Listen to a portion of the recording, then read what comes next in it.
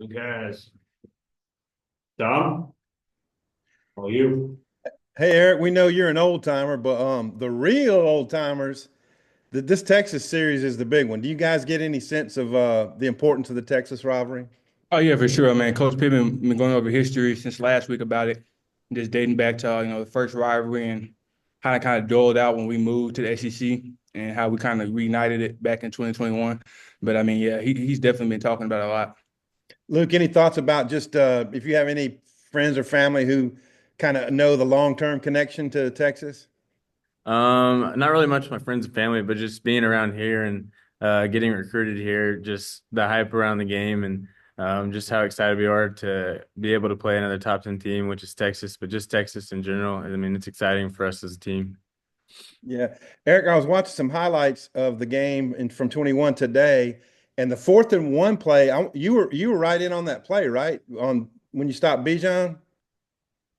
I think so. I don't remember. I ain't gonna lie to you. Yeah, I think Hayden Henry hit him, and you were right there, and Grant Morgan. But anyway, what do you recall from the 21 game, and where that maybe sits for you in your memory?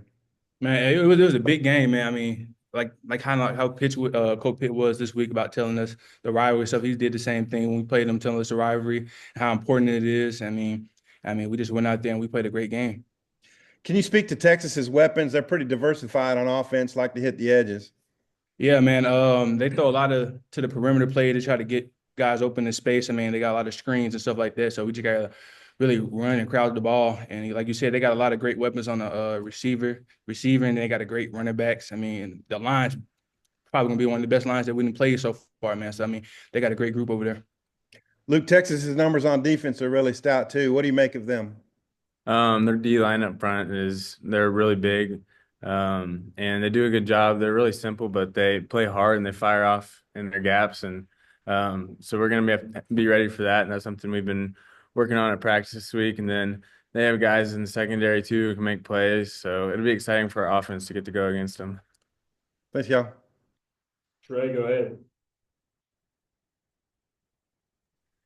Yeah, Luke, I was just curious if you could go into a little bit more detail about what makes Texas so good, though, on in pass defenses. Or it seems like, I mean, they're like 89 efficiency rating, which is really unheard of.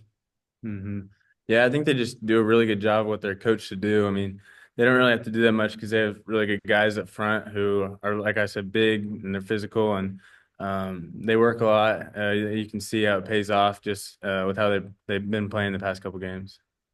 Are they getting a lot of pressure? Is that part of it? A little bit. I mean, we're still breaking down some of the film and stuff and picking up on stuff that they're doing, but they're really, like I said, they're really simple and we just got to be able to withstand that, and that's something that us as a group with the offensive line has been working this week. Yeah, Eric, on the other side of the ball, I was wondering what you could tell us a little bit about their personnel up front on the offensive line. And yeah, they got a great group over there, man. I mean, they got a lot of guys that knit well together, and you can see it on film, man. They play great together. And just individual, man, it's a lot of great individual play also on online, man. So we got to prepare for that. Luke, did you watch the 21 game or were you here or I was not here, but my brother was here, and I wish I would have been here, but just from hearing from that and some of the guys who are on the team in my class that came to that game as recruited to me, and I just heard it was amazing, way better than even the Tennessee game, just because of the hype around the game. So I'm excited to feel that atmosphere. thanks, fellas? Bob, go ahead. Hey guys, how you doing?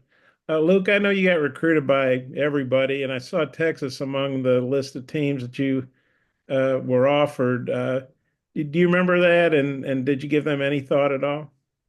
To be honest, not really, but I mean they were a great team, so I was obviously thinking about them a little bit, but really Arkansas, and then I had like two other schools was my main focus, and definitely happy I chose Arkansas. And then your production has picked up the last couple games.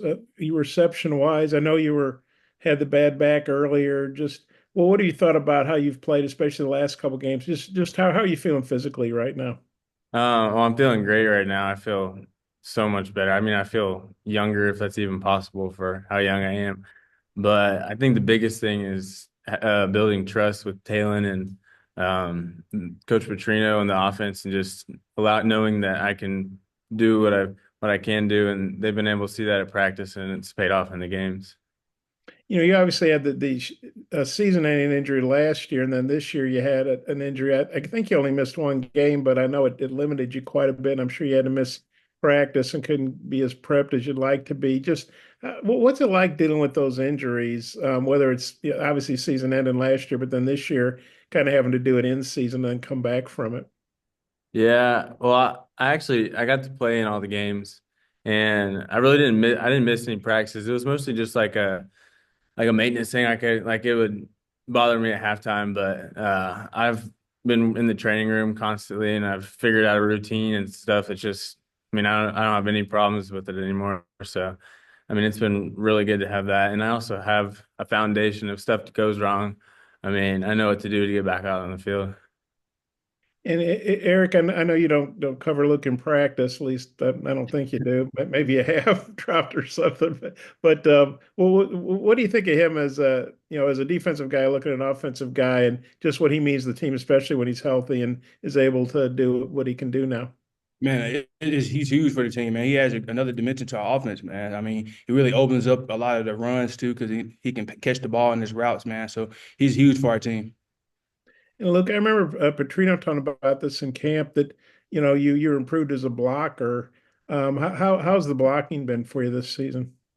It's definitely slowed down a lot with being able to have Coach Turner as our coach, and Coach Mateos as well. But just with like technique and taking the right footwork and stuff, and I feel like we've repped it so much since last year that it's just becoming natural, especially for the whole tight end room, not just me. But yeah, Coach Turner's done a great job with us. Yeah, I might have a couple more. I'll turn back to Oliver if I can come back later. Thanks. Go ahead, Jackson.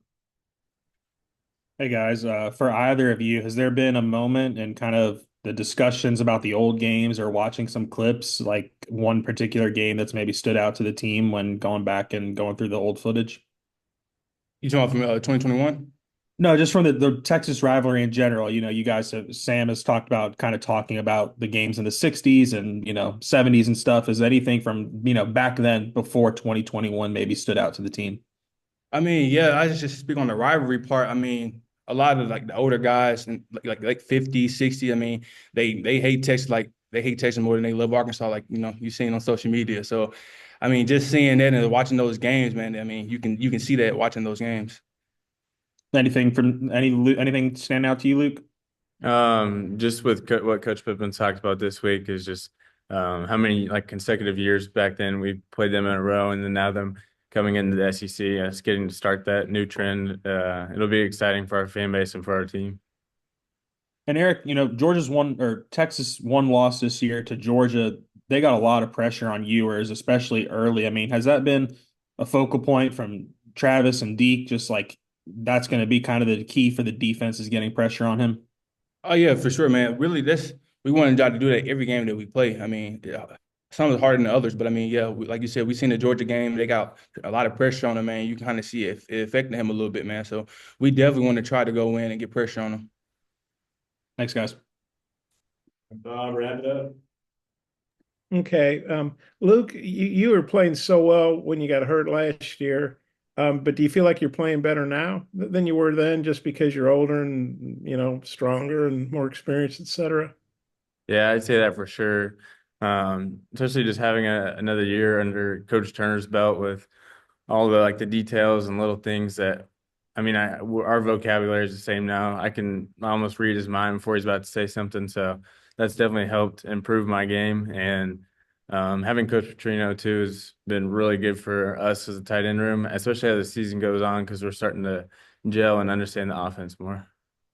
And I guess, obviously the winning's the main thing and numbers. I know you're not just about numbers, but the fact 9 catches in 2 games, that's pretty productive. Do you feel like you can keep doing that here the last part of the season? Yes. But whatever Coach Petrino wants us to do during that game, whether it's block 100 times or run routes 100 times, I mean, that's whatever we'll do because that's just how we're coached and how we're built as a room. And then I know a welcome date's I'm sure it's an open date is welcome, especially late in the season. But last open date didn't go so well. I know LSU has a lot to do with that. They're really good. But have you guys handled the open date any differently? And is there some extra motivation because the last open date, the next game you played, didn't go so well? I guess Yeah. Eric, take that first. And then I mean, yeah, man, we're attacking it, man. We're not really just, going through the motions. I kind of feel like kind of was last time. We kind of really just going through the motions. And I feel like this one, man, it wasn't none of that. I mean, we was hitting almost every day. And I mean, you can tell the attention to detail is there more than it was than the LSU week. So I mean, that's how I think we're attacking it. Yeah, I think for us as offense too, we've been able to watch more film and study what they're doing, and it's paid off in practice with us being able to see what they're doing before the ball's even snapped. and look at that. Without giving away any secrets, do you feel like Texas is a team that you can have a good game against? I mean, at tight end wise. Well, going into every game, I feel like each game could be a good game for us as tight ends. So I mean, that's the mindset I'm going to go into with this game. And when you've been slowed earlier back, I can just imagine. I can only imagine how bad that must be for a player. But when you feel right like you do now, just how good is that? And how much do you appreciate feeling that way? Yeah, I definitely appreciate that. But also, I feel like too, whenever you have injuries or back problems, it only makes you and molds you into a better player for the future. Okay, thanks, guys. Luke, good stuff, guys. See you Saturday.